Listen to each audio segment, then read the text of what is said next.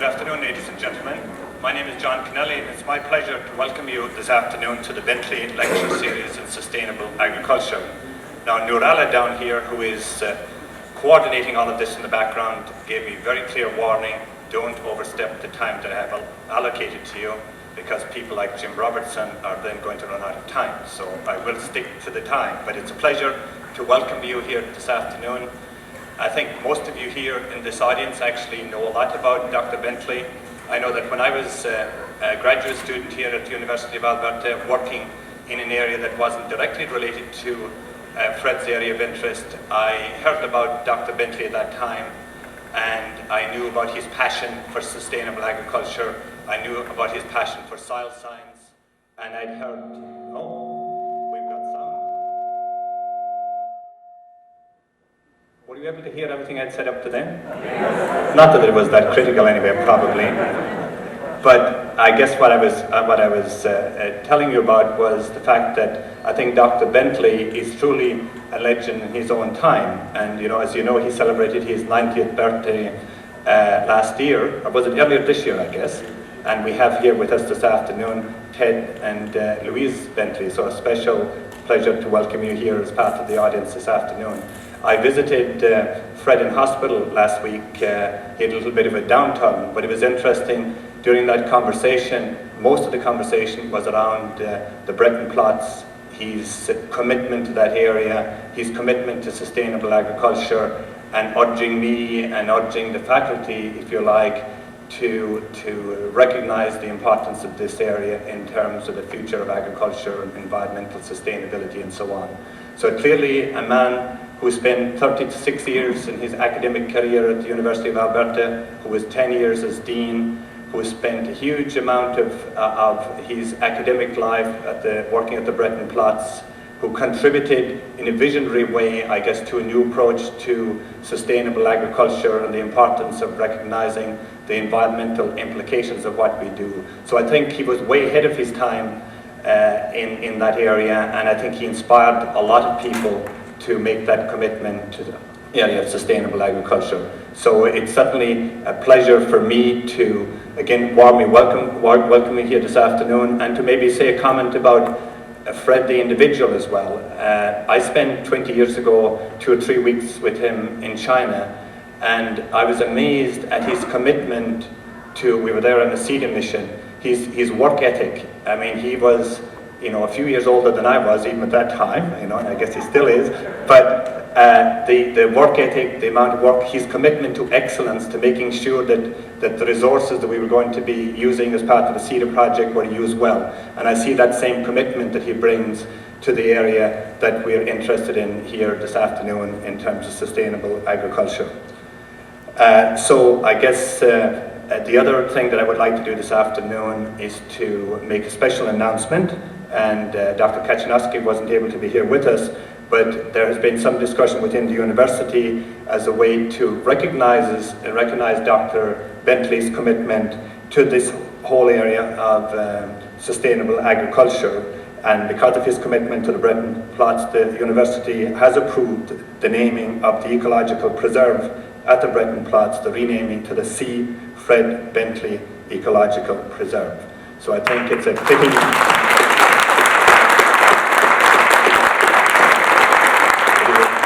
honor for a man who has devoted so much of his life to this area. And so with that, I look forward to hearing our speaker this afternoon, and I invite Nurala to come up here and to introduce that speaker. Thank you, Dr. Kennelly. Good afternoon, ladies and gentlemen. It's a great pleasure for me to introduce the second Bentley lecturer of sustainable agriculture. I would like to give just a few comments about the institution which he represents. Rothamsted Research is a world-renowned institution, and they have made remarkable discoveries and contributions to the field of soil science and other fields as well. In the 1970s, they discovered a new method of quantifying microbial biomass. and that was the chloroform fumigation technique. And this allowed people around the world to quantify microbial carbon and nitrogen, and these results were used in increasing our understanding of soil organic matter dynamics. This was the work of Dr. Jenkinson, and in his group there was our notable speaker, Dr. Phil Brookes.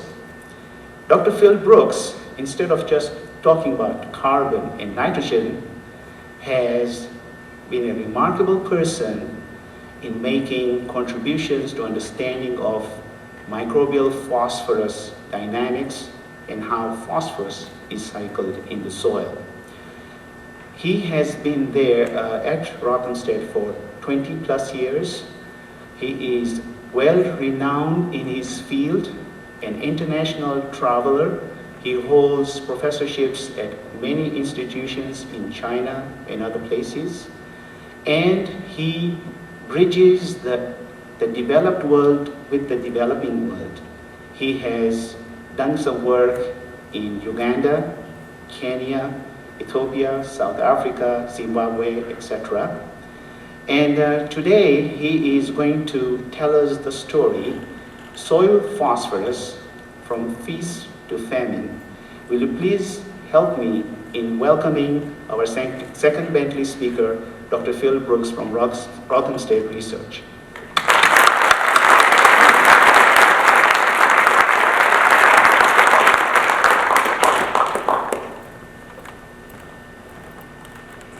Well, good afternoon, ladies and gentlemen.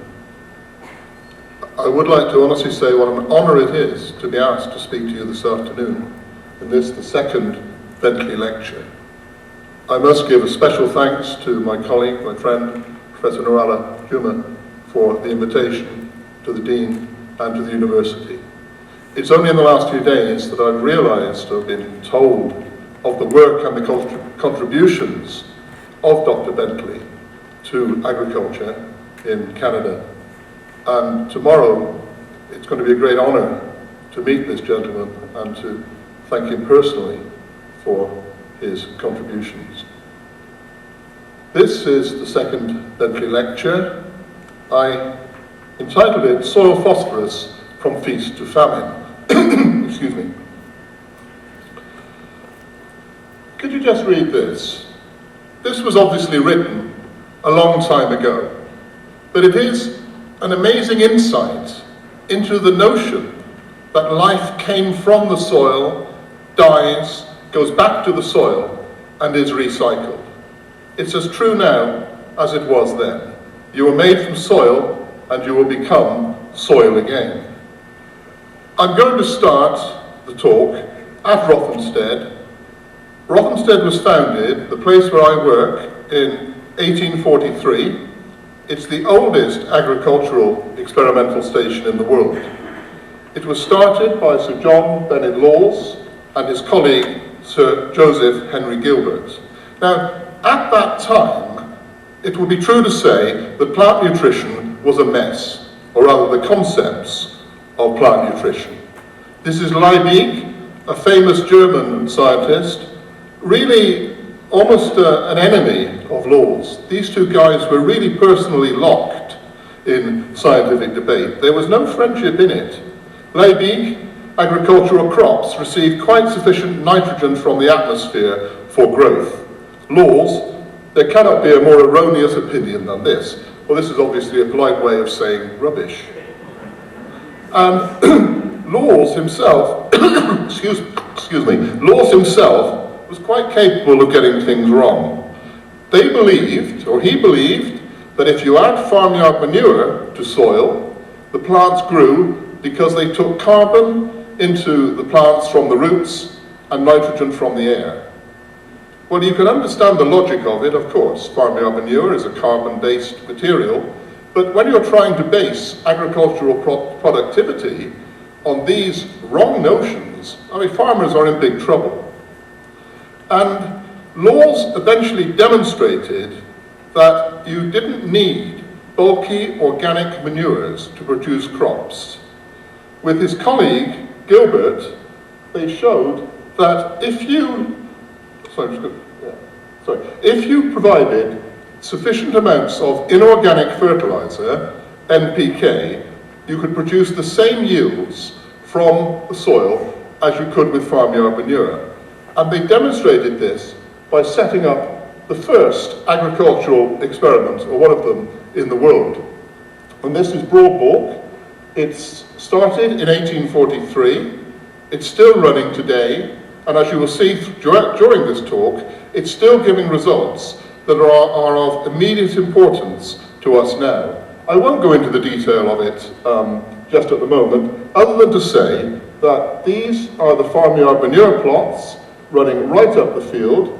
There's two of them. There is no replication. Each treatment runs right up the field, now different rotations running across.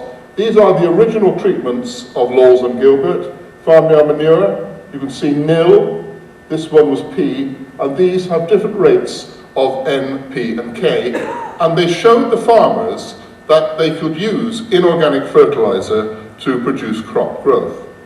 And so this was the first demonstration that manure was not necessary to produce maximum crop yields.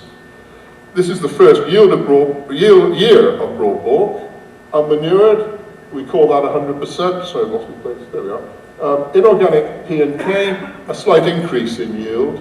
P and K plus inorganic N. Look how little inorganic N they actually added, but a 35% increase matched very precisely by farmyard manure. And Lawes produced, or made, the first fertilizer factory in the world selling fertilizers directly to farmers. Superphosphate, phosphate of ammonia, 4 and 6 per bushel. Well, I'm not quite sure what a bushel is now, but these substances were all available to the farmer, and this made Lawes an incredibly rich man. But he put his money back into research, into Rothamsted. He founded laboratories at Rothamsted, and we are still benefiting from the financial input of Lawes and Gilbert, and also from the legacy of these field experiments, the longest running in the world. We also have archives of, well here, 200,000 soil samples, and again I'm going to show you the value of these. This was obviously some time ago. The dress of these ladies is perhaps not what ladies would want to wear today, but you can see these were all being archived, every bottle labelled, and now we have them all on computer databases, so we can access them easily. And we are allowed to use these samples, although we get very small amounts for our work, of course. They're very valuable.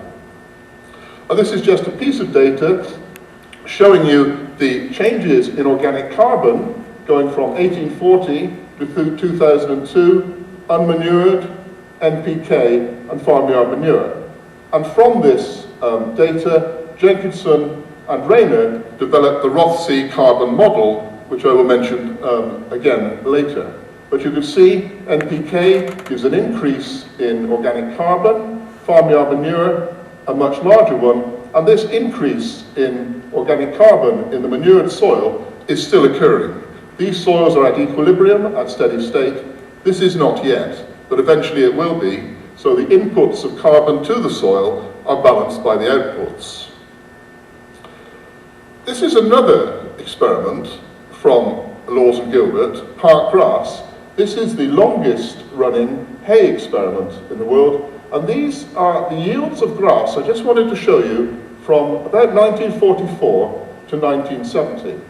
And over this period, we know that carbon dioxide in the atmosphere is also increasing. And this was then maybe considered to be the first evidence of what we call the carbon fertilization effect.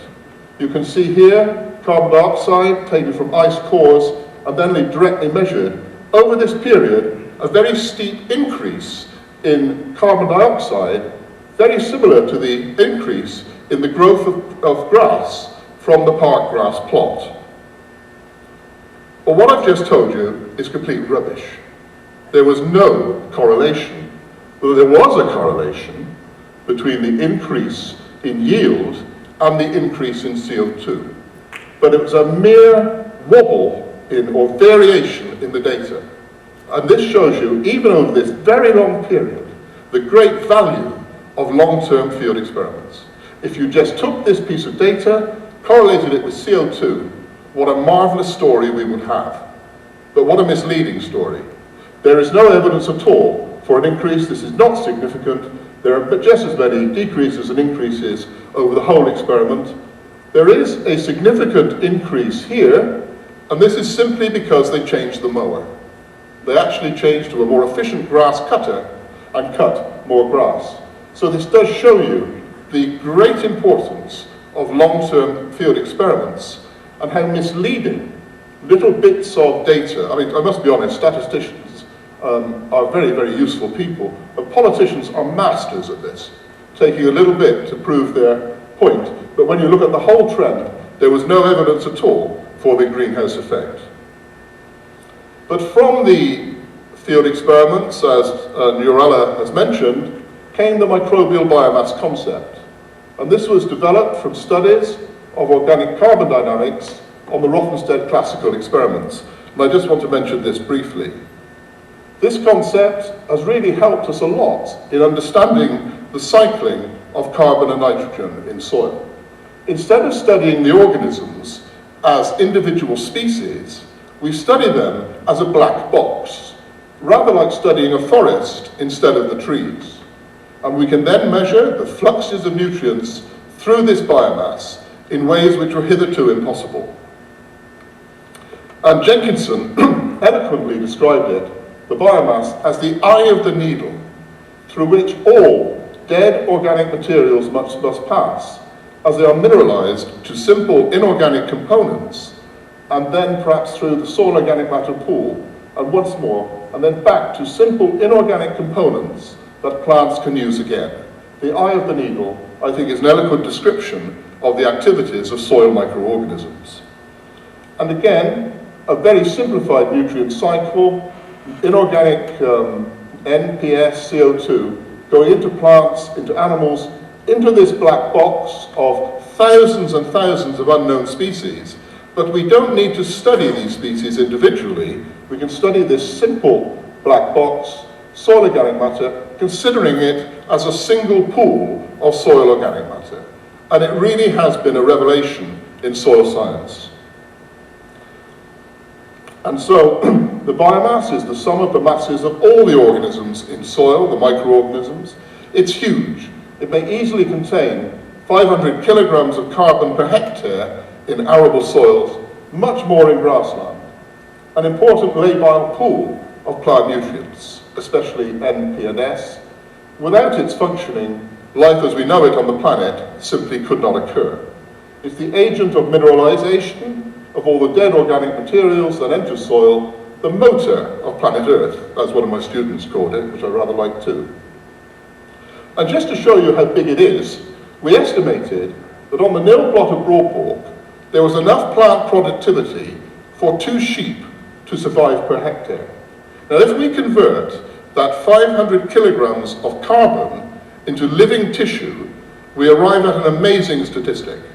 The size of this microbial biomass under the soil, in the plough layer, is equivalent to about 100 sheep per hectare. Now that is a lot of living tissue, and we only have identified about 2% of it. So there is a vast amount of work to do. There could easily be 10 times more biomass in UK grassland soils. So it is a huge population, far bigger than was ever realized. And how can we measure this biomass? Well, the first methods were direct microscopy. Then Jenkinson developed the fumigation methods. There are others, but I'm not going to speak about those today. I'm just going to concentrate on these 2.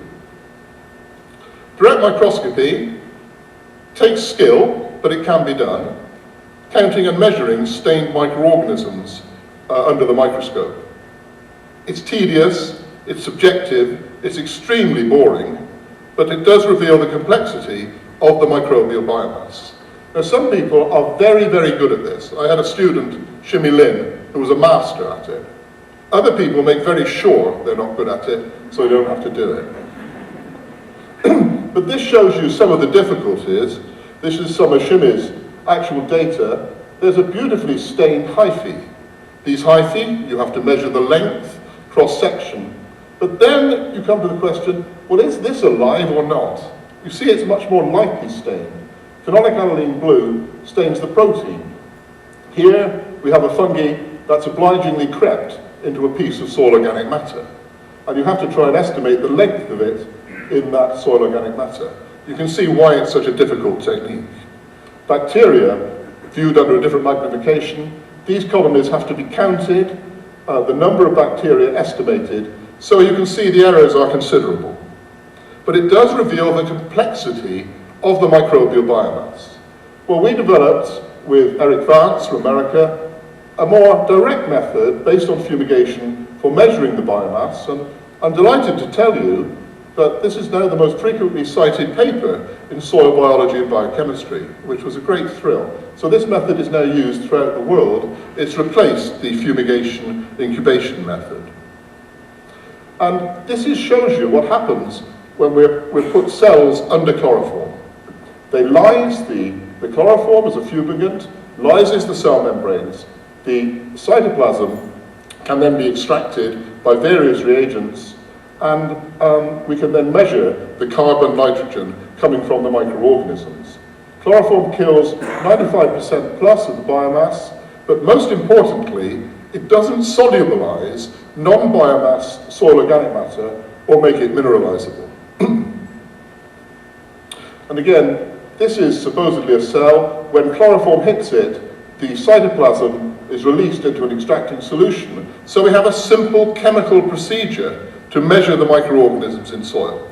We don't have to count them. We can measure by simple chemical analysis, microbial C, N, P, and S, and with appropriate isotopic labeling, measure the flux of nutrients through the biomass and soil organic matter, the key to soil fertility itself. And to measure biomass C, it's very easy. We measure the carbon extracted from fumigated soil minus that extracted from non-fumigated. This gives us the flush coming from the microorganisms, and we then, by this simple equation, relate biomass C to EC based on the fact that we extract about 45% of the carbon in the original biomass. It's dead easy. And this is quite old, very old data, the original from Jenkinson et al., showing you very close relationships between biomass measured by fumigation and by microscopy. You see wheat, woodland, arable, they were extremely, David Jenkinson was also an extremely good microscopist. Much more biomass in grassland soils. In those days, the incubation method didn't work in acid soils, the new method does. So we can consider this biomass as a labile store of plant nutrients, which become available to plants during the process of biomass turnover. Just showing you briefly the amounts of carbon in grassland soil. This is park grass, 1,200 kilograms of carbon per hectare, much less in the arable soil, but a large amount of living tissue. Nitrogen again, less, but these nitrogen concentrations in the biomass are easily equivalent to crop uptake. So during the process of biomass turnover each year, a large amount of these nutrients are released to the growing crop. And similarly phosphorus, again, but not violent fluctuations in the biomass C, N, and P. There are theoretical reasons why this should be so. And again, nutrients held in the biomass, park grass, 200 kilograms of N, broadbalt 50, and large pools of nutrients in the microorganisms. And again, it's not the amount of nutrients in the biomass really, it's the turnover, the fluxes of nutrients through this biomass that is so important in crop nutrition. And we are gaining in knowledge on the fluxes through the microorganisms. And I want to go directly from this to the value of long-term field experiments, bearing in mind the significance of this meeting being the 75th anniversary of the Breton plots. And I must pay great tribute to my colleague David Polson, who provided me with much of this data. And I think everybody does like a long-term field experiment. It's a bit like motherhood. It's good stuff. History, culture, antiques. But is it of any use? Are we just looking at a museum? Or are these field experiments of contemporary value? Money is tight in science, And we have to ask this question. And we say yes. Don't treat them like museums. Make sensible changes based on modern agricultural practices. Be prepared to change. And changes must be made to protect the health of an experiment. It's no good letting pH run down to 3.9, just saying it's natural. Store your samples safely. You never know what they will be used for, as you will see in a moment. And organize and store the data safely so somebody in 50 years' time can use it. It's much easier said than done. And these are some uses of long-term experiments. Sustainability, crop yield, pests, soil physical, biological changes, agricultural impacts, environmental changes due to pollutants, climate change, data for models. These are where the long-term experiments come into their own. They are long-term, providing long-term information. And there are limitations which we have to accept also. The actual practices we put onto our field experiments are often not similar to current large-scale agriculture. We can usually transfer data. And the plots are small, usually for cost management, so we have edge effects. It's often difficult to control soil movement. Pest, weed, disease control is difficult and can devastate results. You may not be able to scale up to resemble catchments, and results may not relate to economic and social aspects. You have to bear this in mind. But we can get huge amounts of data, and this again is Rothamsted soil stored from 1881, so more than 100 years old, and crop samples as well. And this is giving us very, very valuable information on environmental change. And these are just some examples of research using long-term experiments, yields, carbon dynamics, acidity, radioactive fallout, and soil phosphate leaching, which I want to turn to in detail in just a moment. And these are the yields of Broadbork from 1850 right up to the present. This is the unmanured continuous wheat. You can see about 1 to 2 tons per hectare per year, about the world average for wheat production. This is this is NPK, the blue, and FYM, easily doubling the yield, but after about 1960, this rapid increase in yield due to improved herbicides, fungicides, improved rotations. On Broadbork, we changed the varieties to keep the varieties abreast of modern crop breeding. And after about 1980, something rather interesting. You can see that here, FYM and NPK, there was no difference in yield. After this period, due to the improved crop breeding, soil organic matter increases started to give a slight but significant increase in yield over that of the best NPK plots. So the interaction between soil organic carbon and farmyard manure and inorganic nitrogen was becoming clear. But a remarkable, unbroken history of yield increases stretching right back to 1850. I think my, sorry, I think this thing's just packed up. Never mind. And again, Hoosefield barley, another experiment analogous to Broadbork, only using barley instead of wheat. And you can see the changing yield trends with changes in variety. Oh, sorry, we're back on target. This is, we're okay. Oh, thanks. Thanks. Sorry about that. Here you can see, if we have increasing rates of N with PNK and farmyard manure with this variety, we can reach the best yield with farmyard manure at 144 kilograms of N. Here, we cannot quite reach the best yields with farmyard manure and increasing nitrogen. At the top rated nitrogen, the FYM plot is giving a better yield when we have FYM plus N. And the difference is even more marked here. So organic matter is giving a better yield with fertilizer than fertilizer alone, with these very much improved varieties. And we're studying this now. Why we are getting these larger yields in high organic matter soils, it could be improved soil physical conditions, better root growth, water, nutrients, maybe greater storage of water, or constant release of N, changed rhizosphere population. We don't know, but we have money from DEFRA, the equivalent of the Ministry of Agriculture, to study this further. Soil carbon dynamics. Again, we know that soil organic carbon changes only slowly in response to management.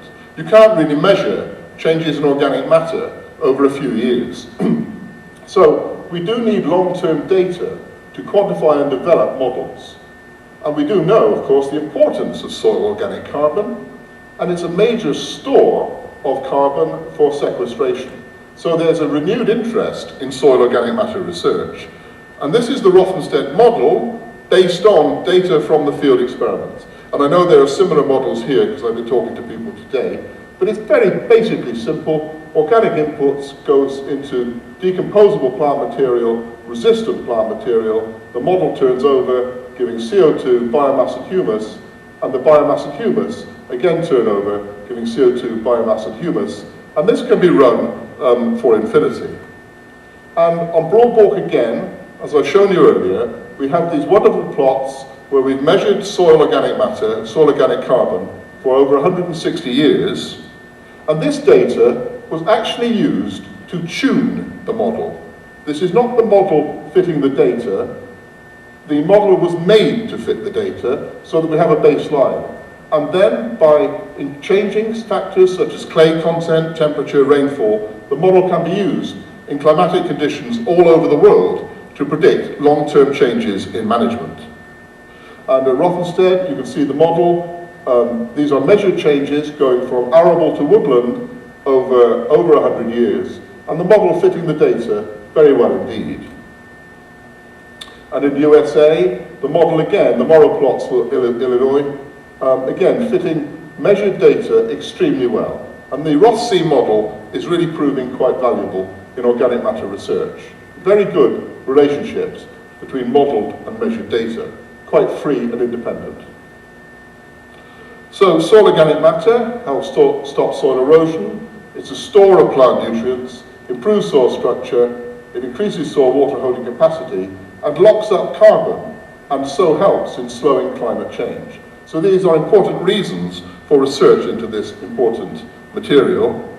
And we've also found that the Rothamsted data stored in the manner, the soils and plant material, are very useful in detecting radioactive fallout.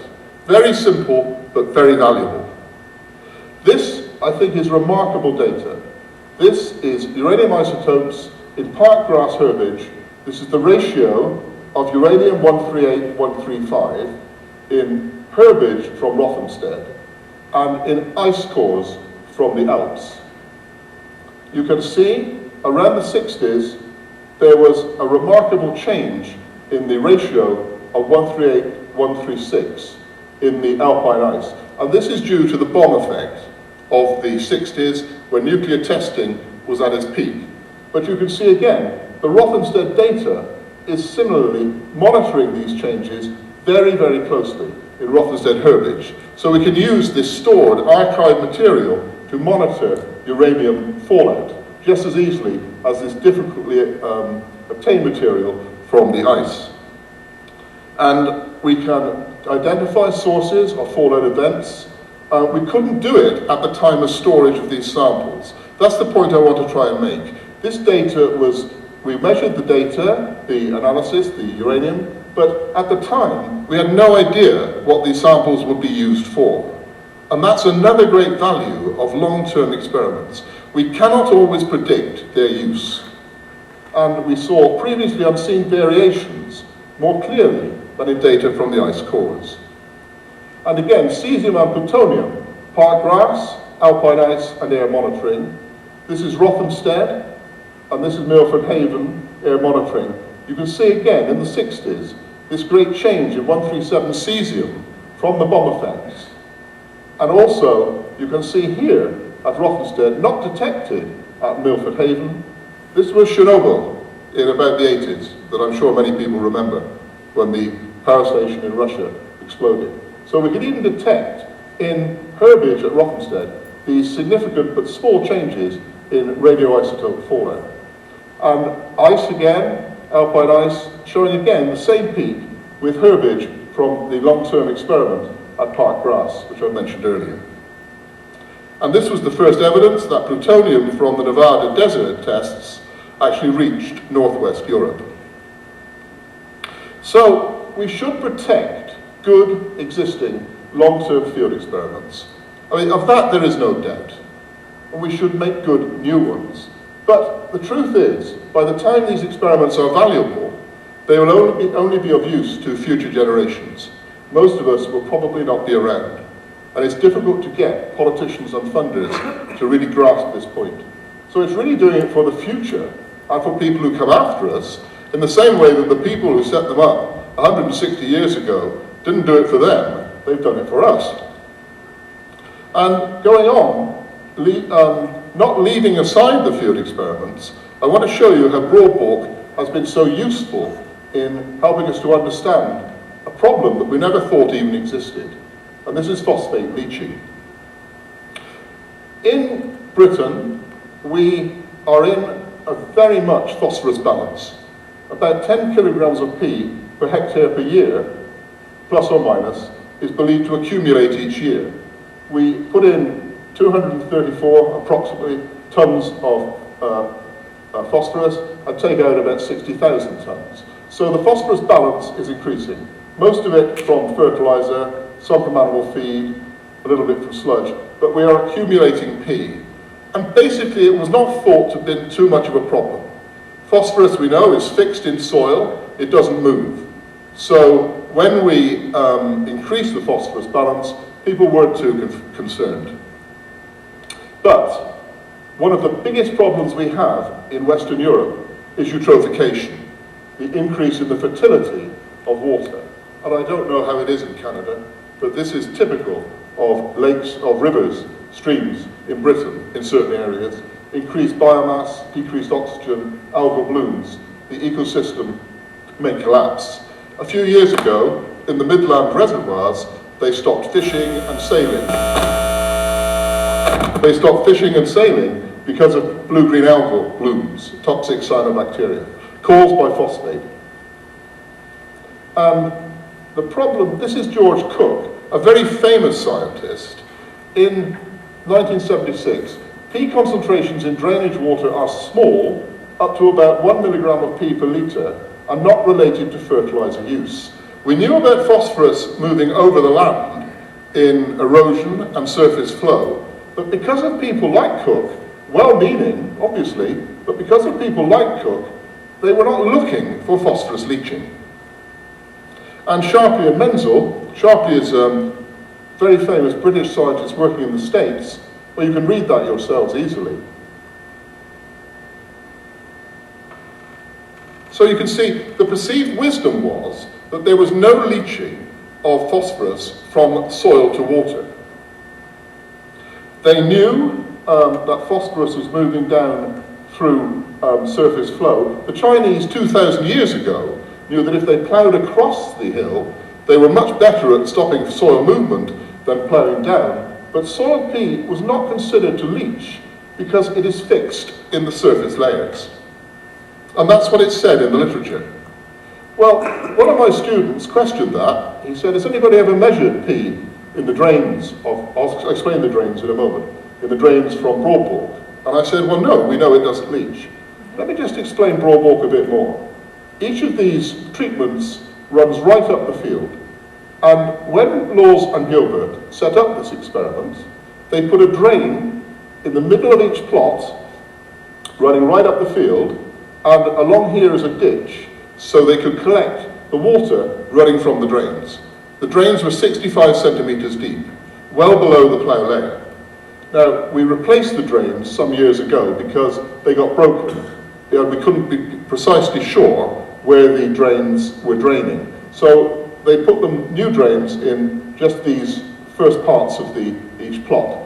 But each plot has a different soil P concentration because the crops are given, the wheat, it's continuous wheat, is given different rates of nitrogen and different rates of fertilizer P. So with differential rates of nitrogen, they're taking off different amounts of phosphorus. Soil P concentrations run from about 5 ppm, Olsen phosphorus, sodium bicarbonate soluble phosphorus, in the nil plot here, to about 110 milligrams of Olsen P per kilogram of soil in some of the most P-enriched soils.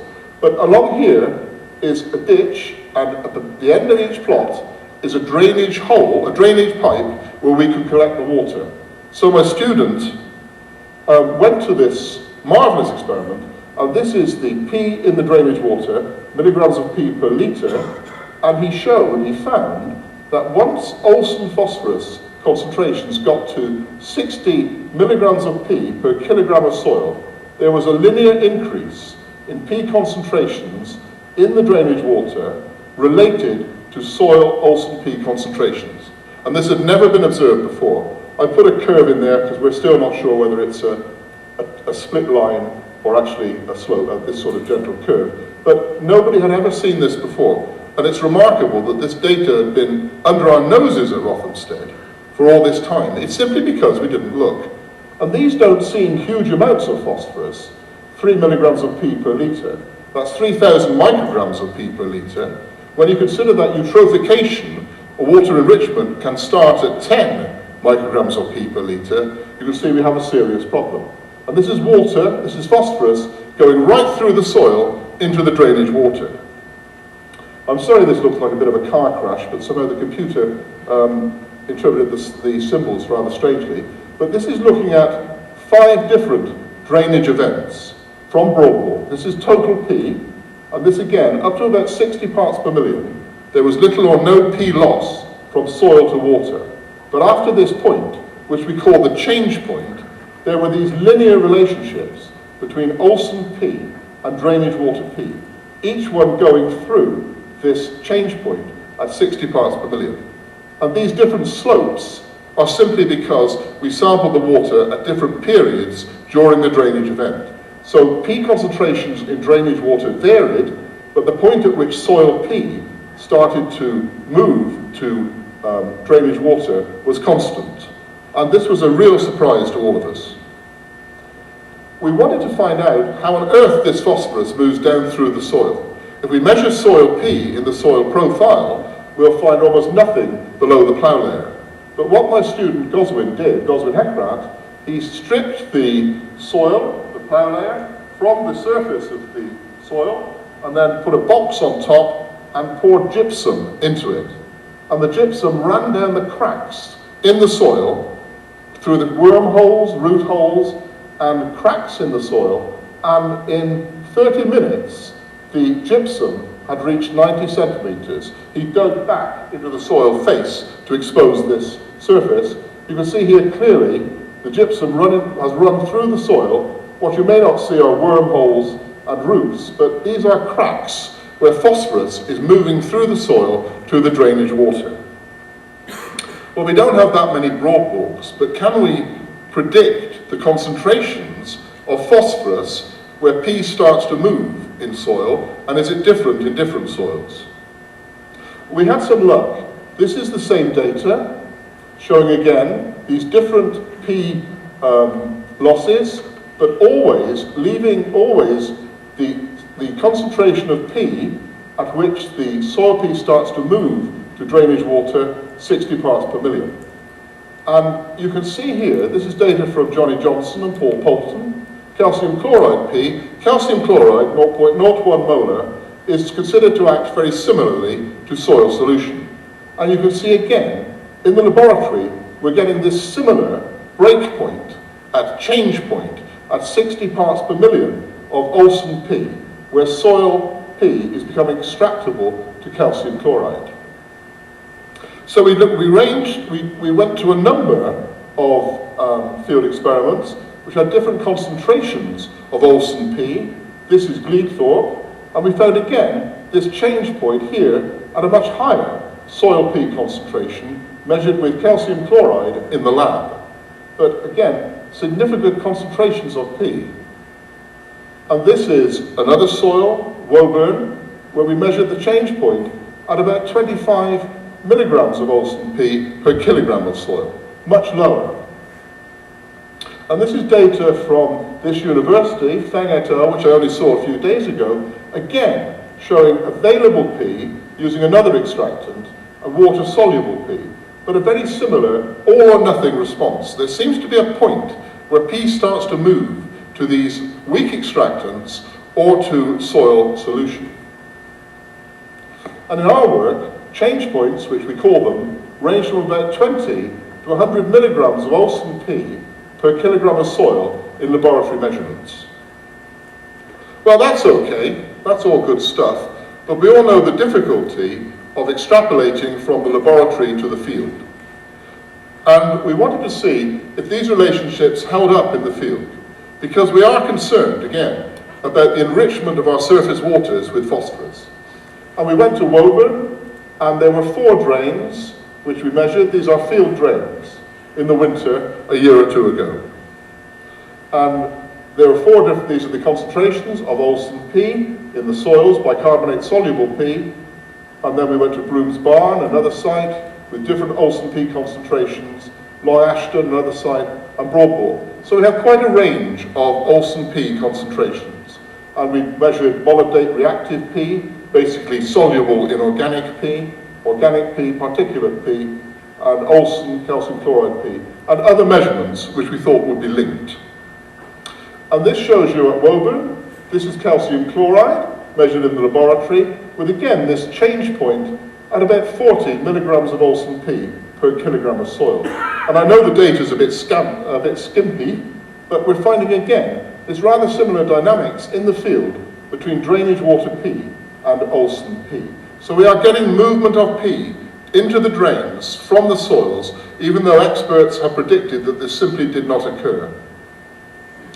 Broadmoor, calcium chloride again, Olsen, calcium chloride extractable P, and data from the field. I think you'll agree again, the dynamics between Olsen P and drainage P in the field and calcium chloride P in the laboratory are reasonably similar. There's a reasonable link between calcium chloride as an indicator of P loss from soil to water, bearing some relationship to the actual P loss in the field. And again, this is the total molybdate reactive or soluble inorganic P in Broadmoor, about 2.5 kilograms of P per hectare per year. Now these are not huge losses.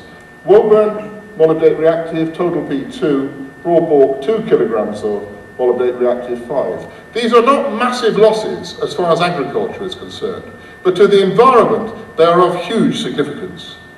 To the farmer, really, he would shrug at that sort of loss. But to the environment, we are looking at a real problem. These diffuse losses are much more difficult to control than what we call point sources from farms. Eutrophication, again, can start at 10 to 100 micrograms of P per litre. We are looking at 3 to 10,000 micrograms of P per litre going down the soil profile. So we must minimise P loss from soil to water. And the question is, what causes this change point to differ so much between soils? And we haven't got a perfect answer.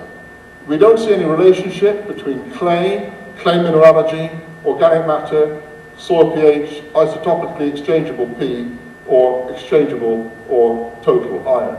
Likely candidates. What we did see, and we want to take this further, we have another grant to look at this, is a remarkably close relationship between extractable aluminium, dithiolate extractable aluminium, and soil organic carbon.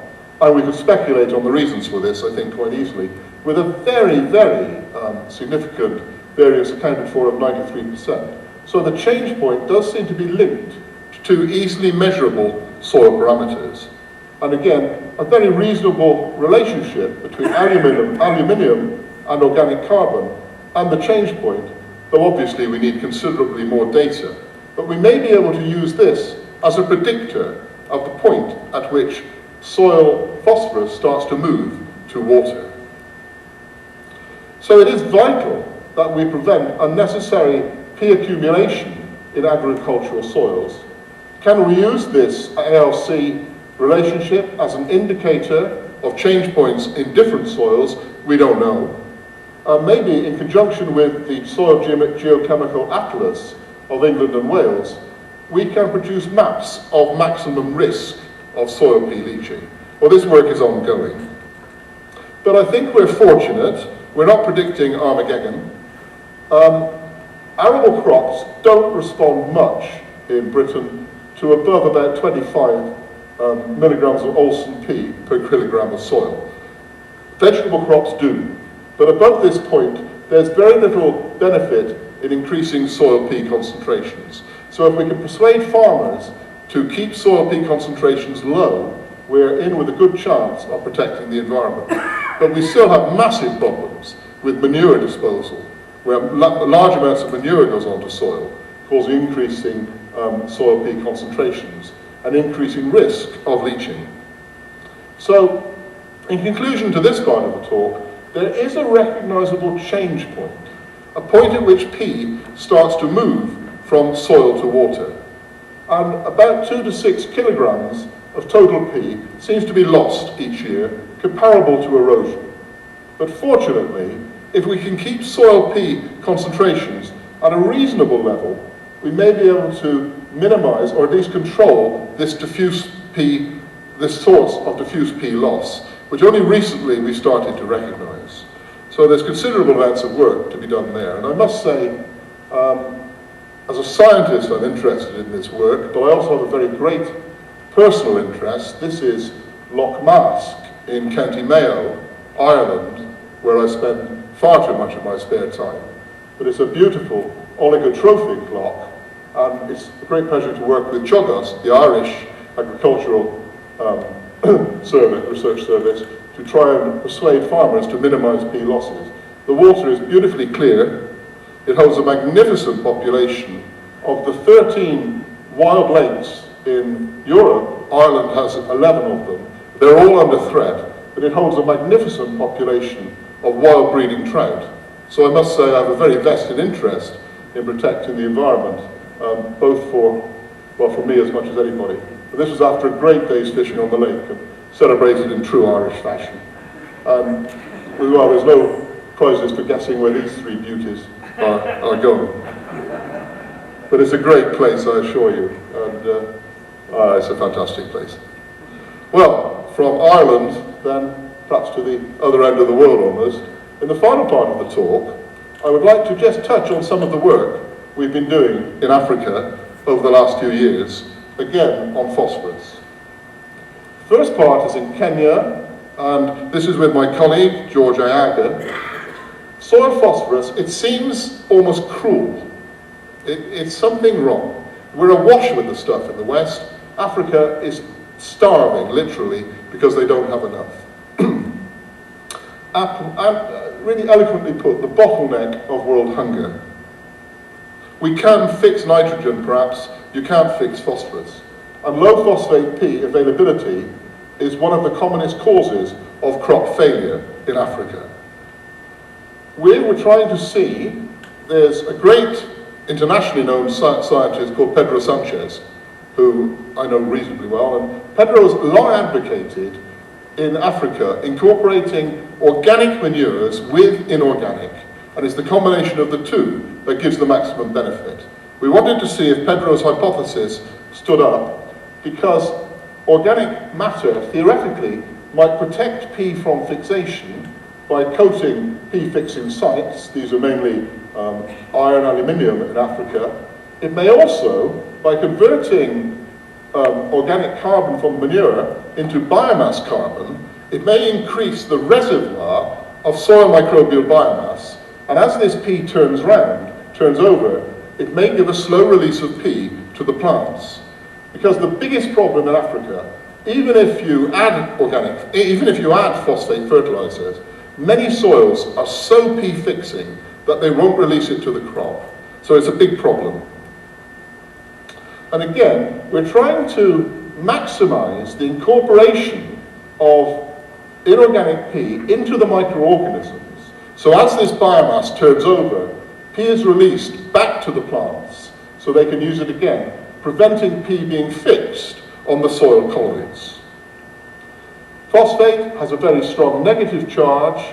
It's fixed very, very tightly by iron, calcium, magnesium. There's not that much calcium. Nitrate, in contrast, has a single diffuse charge, and it's freely leached. Although in some African soils, because of their huge P fixation capacity, they will even fix nitrate. So we did a simple field experiment, a fully replicated experiment in Kenya. George Ayaga did this. Control farmyard manure, 2 tons per hectare. Superphosphate, 25 kilograms.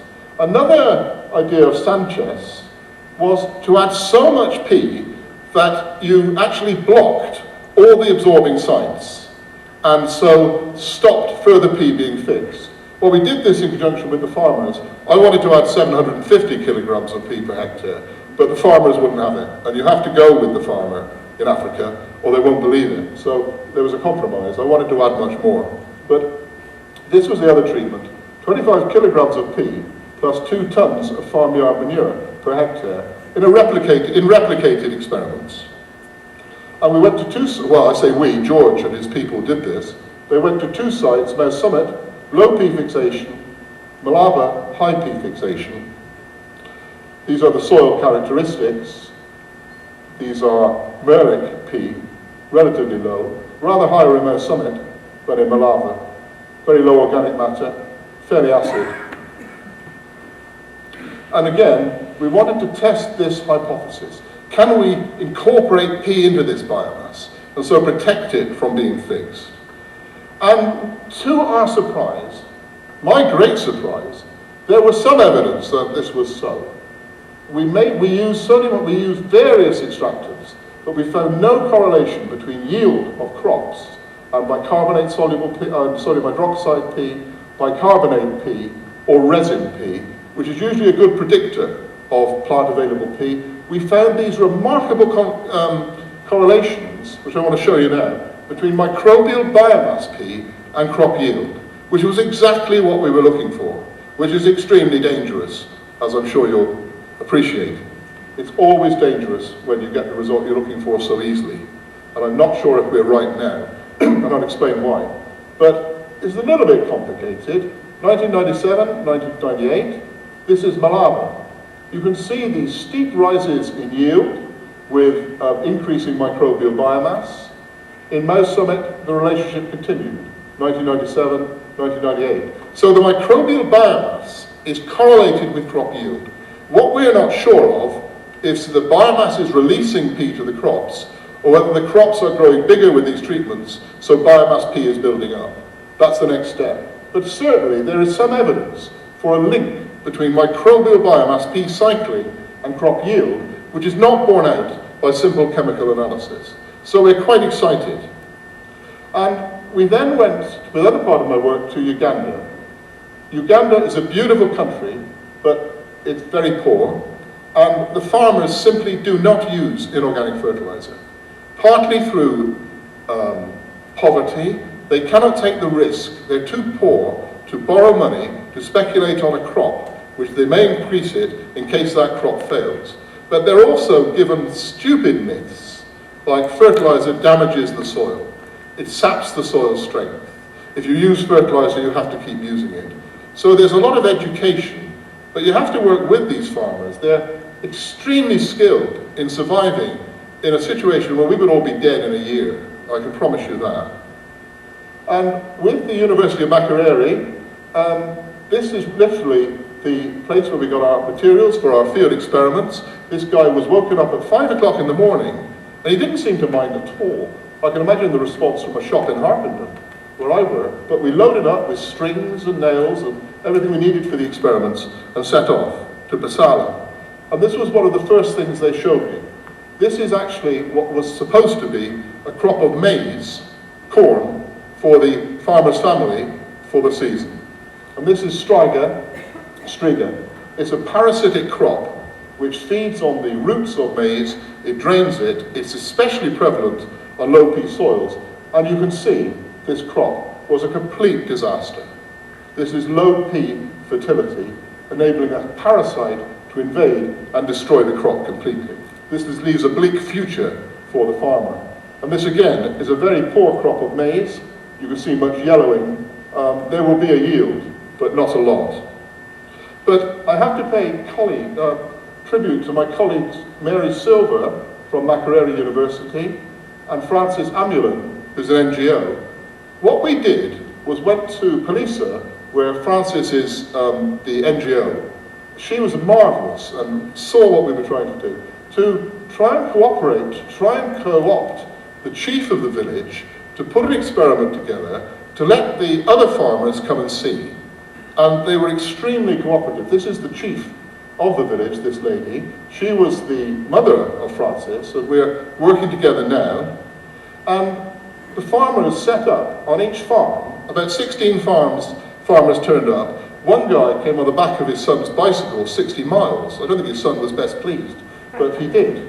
And the farmers were showing them how to set up single replicate experiments on their own farms. We're providing them with fertilizer, so they're doing the work. They won't believe it if we move in and do the work. They'll say that's just white men. And I don't blame them either. They've been surveyed to death, some of these people. If they do it themselves, with our help, they would believe it, and they're doing it. And this is the chief lady. Once we had her on our side, we were really flying it, because she was such a help and so respected by all of the villagers. There were about 15 different groups from different villages came, trying the same simple experiment. Farmyard manure, nothing, NPK plus FYM. She's spreading the manure, and well, I was doing my bit as well. But sowing 2 seeds per treatment. Oh, sorry, that was not the mascot. That was the lunch. And this is Mary. It's true, actually. A poor thing. And this is Mary showing the farmers how to sample soil. And back at the lab, we showed the students how to measure microbial biomass. And a more enthusiastic and talented crowd you could not hope to meet.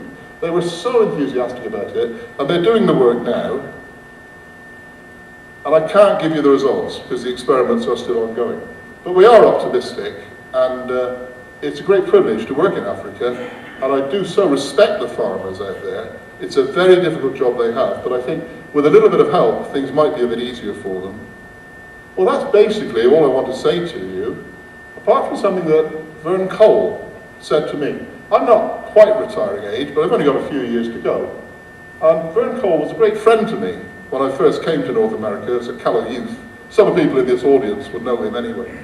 And he took me under his wing a bit, and he said, "What are you doing, Phil?" And I said, "Well, I'm working with phosphorus, Professor Cole." He said, he said, "If you start with phosphorus, you finish with phosphorus." And I never realised the truth of that until now, when I am looking retirement, somewhat in the face. I've had a marvellous career. I've got a few years left. I'm not that frightened about retirement. I'll show you why. I have a small cottage in Ireland, and I have many friends in Ireland, and I love it dearly. So spending my last years on Loch Mask, trying to catch these beautiful wild trout, wouldn't be such a painful experience, I don't think. But anyway, I would like to thank you all very much indeed for listening, and I'd just like to make the following acknowledgements. Thank you all very much.